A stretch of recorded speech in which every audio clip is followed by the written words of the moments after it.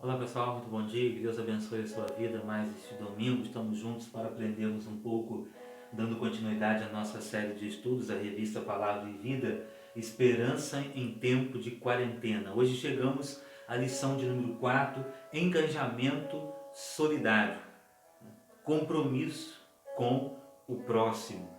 E o nosso texto bíblico se encontra em Filipenses capítulo 2, versos de 1 a 11, que estaremos lendo nesse instante. Se por estarmos em Cristo nós temos alguma motivação, alguma exortação de amor, alguma comunhão no Espírito, alguma profunda afeição e compaixão, completem a minha alegria, tendo o mesmo modo de pensar, o mesmo amor, um só Espírito e uma só atitude. Nada façam por ambição egoísta ou por vaidade, mas humildemente considere os outros superiores a vocês mesmos. Cada um cuide não somente dos seus interesses, mas também dos interesses dos outros. Seja a atitude de vocês a mesma de Cristo Jesus, que, embora sendo Deus, não considerou que o ser igual a Deus era algo a que devia pegar-se, mas esvaziou-se a si mesmo, vindo a ser servo, tornando-se semelhante aos homens, e sendo encontrado em forma humana, humilhou-se a si mesmo e foi obediente até a morte, e morte de cruz. Por isso Deus o exaltou à mais alta posição e lhe deu o nome que está acima de todo nome, para que ao nome de Jesus se dobre todo o joelho, nos céus, na terra e debaixo da terra. E toda língua confesse que Jesus Cristo é o Senhor, para a glória de Deus Pai. Que Deus abençoe a palavra dele em mais esse encontro e engajamento solidário, compromisso com o próximo. É o que estaremos trabalhando a partir deste momento. O coração solidário não é uma escolha para o cristão.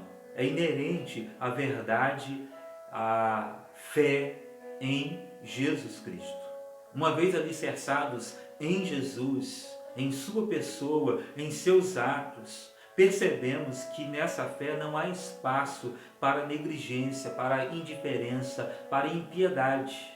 Aquele que está em Cristo, não há espaço para isso. Não são necessários discursos de natureza política, de natureza ideológica, para agirmos solidariamente. Apenas um firme compromisso de ter a mesma disposição que houve em Cristo Jesus. Infelizmente, diante dessa pandemia, muitas pessoas acabam se aproveitando da situação. Mas o que nos chama a atenção é o exemplo de Jesus. Não é engajamento em política, em outros fatores ideológicos, mas é somente este. Pelo menos deveria ser o único. Tende em vós o mesmo sentimento que houve em Cristo Jesus. Filipenses capítulo 2, versículo 5. Esse sentimento que houve em Cristo Jesus, sentimento de amor, sentimento de compaixão pelo seu próximo, pelos seus semelhantes, isso não pode faltar na vida do verdadeiro cristão, daquele que serve a Cristo Jesus, que caminha fielmente na presença do nosso Pai. E aí o primeiro ponto da nossa lição vai falar sobre a motivação da ação solidária, que é o amor. O que de fato motivou Jesus foi o amor, a motivação. Ele amou o mundo de tal maneira, independentemente de quem seja. O amor foi essa motivação. Pela força das circunstâncias, o mundo hoje se vê obrigado a rever o paradigma da sua condição social. Percebemos o quanto nossas vidas se afetam mutuamente e, pelo isolamento, redescobrimos a carência que temos de convivência física. Mas é realmente necessário se isolar? Muitas pessoas perguntam. Um debate público se estabeleceu entre aqueles que acham exagero e aqueles que acham fundamental. Estamos diante, vamos dizer assim, de um impasse. Entretanto, o propósito dessa reflexão, dessa série de estudos, é de fato mostrar o que é relevante de fato, o que deve nos mover em direção ao zelo pelo outro. Não é a política pública adotada, e sim o amor que decidimos fazer. O amor pelo próximo. Esse amor precisa ser capaz de superar nossas divergências. e se preocupar apenas com a preservação da vida de quem se ama. Não seria melhor errar por cuidar demais do que errar por expor demais?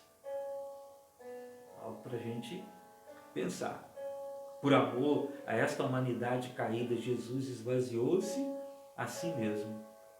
Fez-se humano, sujeitando-se a todas as dores inerentes a essa condição humana. Todas as dores que aqui passamos, seja com a pandemia, ou outras dores já existentes, outras que virão. Né? As crises, elas fazem parte da vida. E quem sabe você que está nos assistindo agora pode estar numa situação dessa. O texto da palavra de Deus, ele diz para a gente, Filipenses 2, 6 e 7, existindo em forma de Deus, não considerou o fato de ser igual a Deus algo que devesse se apegar, mas pelo contrário, esvaziou-se a si mesmo, assumindo a forma de servo e fazendo-se semelhante aos homens. Um ato de amor, ato extraordinário, amor inigualável. Esse amor nos faz desapegar do lugar de conforto para servirmos da maneira que for necessário ao bem que desejamos ao outro. Esse é o amor verdadeiro de Cristo Jesus. O segundo ponto fala do contexto da ação solidária. A morte é iminente. Estamos diante deste quadro, estamos diante dessa realidade. O vírus põe o terror, põe o medo na vida das pessoas, e quando se fala da morte, muitas pessoas têm medo da morte, e é uma pandemia mundial. E a reclusão é para a preservação, manutenção da vida, da saúde, da sobrevivência. A questão que perpassa toda a temática é a luta contra a morte pela vida, em especial aqueles a quem o vírus representa um potencial mortal ainda maior, chamada pessoas de risco e assim por diante. Trazendo para a nossa realidade bíblica, nossa realidade espiritual é algo semelhante. Também se trata de uma luta pela vida. O vírus do pecado, ele contamina e condena todas as pessoas. Eu e você estamos neste grupo de risco, independentemente da saúde boa ou ruim, independentemente da idade, todos estamos neste grupo de risco. Mas agravado por se tratar da condenação eterna.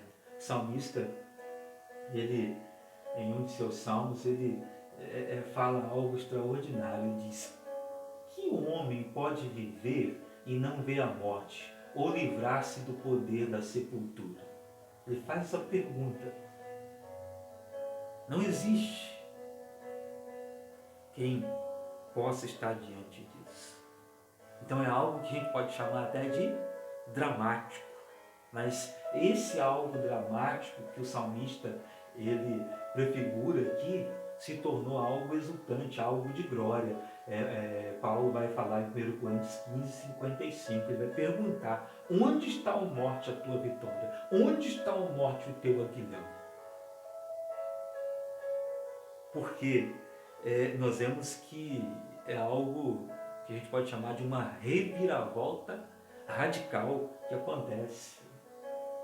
A realidade da morte, todos nós. E aí Paulo vai perguntar: onde está essa morte? Onde está o teu aguilhão? Aí nós podemos observar aqui que existe algo extraordinário que Jesus veio fazer por nós. Condenados a essa morte, todos nós, porém em Cristo Jesus, estamos libertos, livres em Cristo Jesus. É esse amor que confrontamos as diversas faces da morte. Quando o isolamento é do coração, estamos condenados, mas seremos imunizados do efeito devastador do pecado se aplicarmos esse mesmo amor de Jesus. Ele é a cura para toda forma de morte.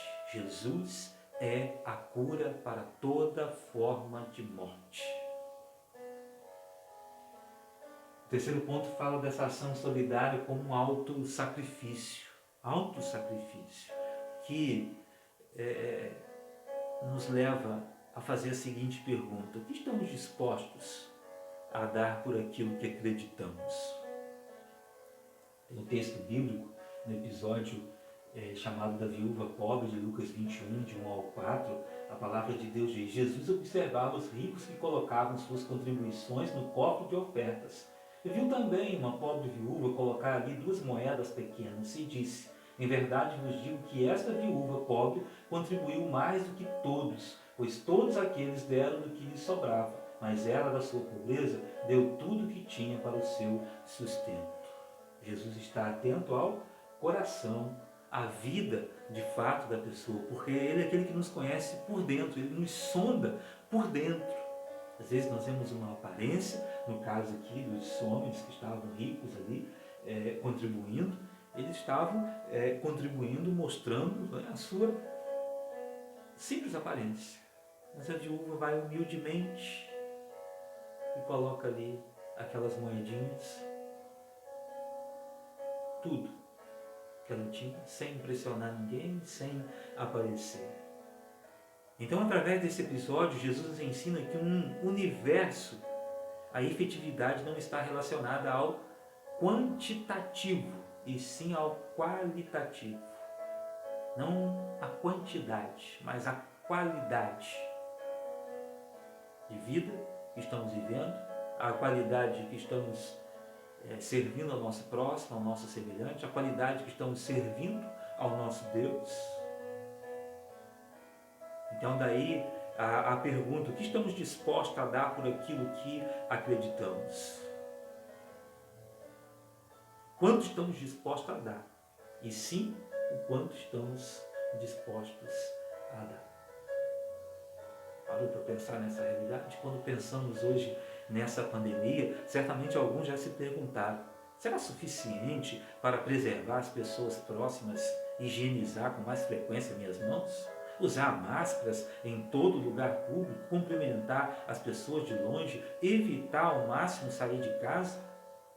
Como a minha dificuldade financeira pode ser útil para frear o vírus? Essas e outras perguntas, do ponto de vista quantitativo, em quantidade, o quanto fazer ou não será suficiente. Nesse campo haverá divergências. O engajamento, o compromisso solidário com o próximo que precisamos não observa as opiniões individuais sobre a efetividade, e sim aquilo que está ao alcance. O propósito não é ter razão sobre o jeito certo ou errado. O propósito é fazer algo por alguém que quero preservar. Qualquer coisa que esteja ao alcance. No caso da oferta da viúva, se na oferta da viúva que pretendia era honrar a Deus, pouco importava o valor ofertado, desde que ele manifestasse um autêntico ato de culto. As ações de preservação da pandemia não precisam ser necessariamente eficientes, precisam apenas que elas demonstrem que estamos realmente comprometidos com o bem-estar do outro, sem qualquer outro interesse. E aí entra o nosso próximo ponto, que é o exemplo da igreja primitiva, os nossos primeiros irmãos. Esses nos devem exemplo daquilo que de fato demonstra ser igreja de Cristo Jesus hoje na face da terra. Ser esse exemplo. O texto de Atos, capítulo 2, versículos 44 ao 46, é essa realidade. Todos que criam estavam unidos e tinham tudo em comum. Todo o povo de Deus estavam unidos e tinham tudo em comum. Vendiam suas propriedades e bens e os repartiam com todos, segundo a necessidade de cada um. Se alguém estava enfrentando uma adversidade, alguém estava ali estendendo a sua mão, tanto financeiramente e em todos os momentos eles estavam ali ajudando. E o que eles faziam? Perseveravam de comum acordo todos os dias no templo. Esse ajuntamento é algo extraordinário. Todos os dias estavam juntos, tinham prazer de estarem juntos onde? No templo. E partiam pão em casa, comiam com alegria e simplicidade de coração. É o que existia no coração desses irmãos. Em momentos de vulnerabilidade dos novos convertidos, não faltou a ação coletiva para lhes suprir as necessidades.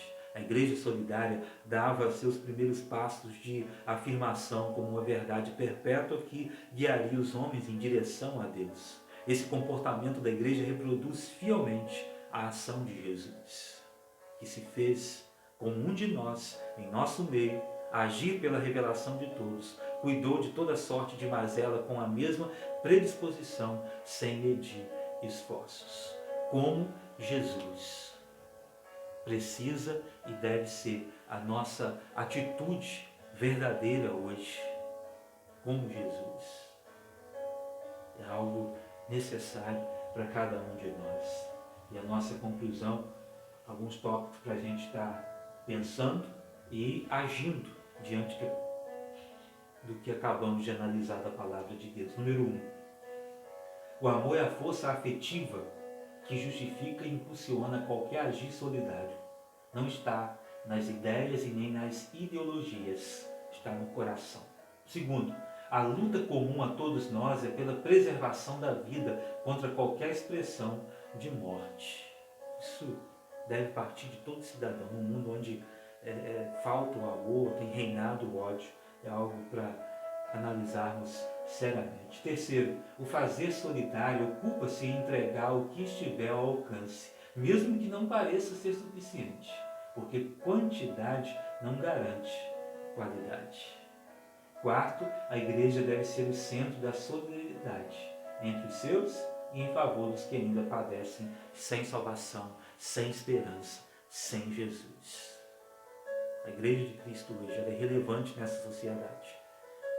Ela nunca foi tão necessária como nos dias atuais, para fazer a diferença e para levar essa palavra de salvação, de transformação aos corações. Eu quero terminar com as palavras de João. Ele diz o seguinte: mas se alguém não ama, não demonstra que não conhecem a Deus, porque Deus é amor. Deus mostrou o quanto nos amou enviando o seu único Filho a este mundo pecaminoso para que pudéssemos viver por meio dele. Pense nessa realidade. Se alguém não ama, não demonstra que não conhece a Deus. Se ele demonstra de fato que não conhece a Deus, se ele não ama ao seu próximo, ao seu semelhante, que ele está constantemente vendo, convivendo, é algo para estarmos analisando realmente hoje. Que Deus possa despertar o seu coração nessa manhã. Vamos orar. Ó Deus, obrigado pela Tua palavra aos nossos corações. Obrigado por essa palavra de encorajamento para cada um de nós fazermos a nossa parte como igreja do Senhor, como servos do Senhor aqui na terra que somos, sem defender bandeiras deste mundo, deste universo, mas então somente o exemplo do Senhor, que é amor para cada um de nós. Obrigado a Deus por essa palavra. Agora a bênção do Senhor sobre essa família, sobre essa pessoa que está no seu lar, nos acompanhando, talvez no seu trabalho, que o Senhor esteja abençoando a sua vida nesta hora, Pai, dando esse desejo, esse engajamento solidário para com o próximo, Senhor. Muito obrigado a Deus no nome de Jesus. Amém. Deus te abençoe. Tenha um bom dia, um bom domingo, uma boa semana na paz do nosso Deus. Amém.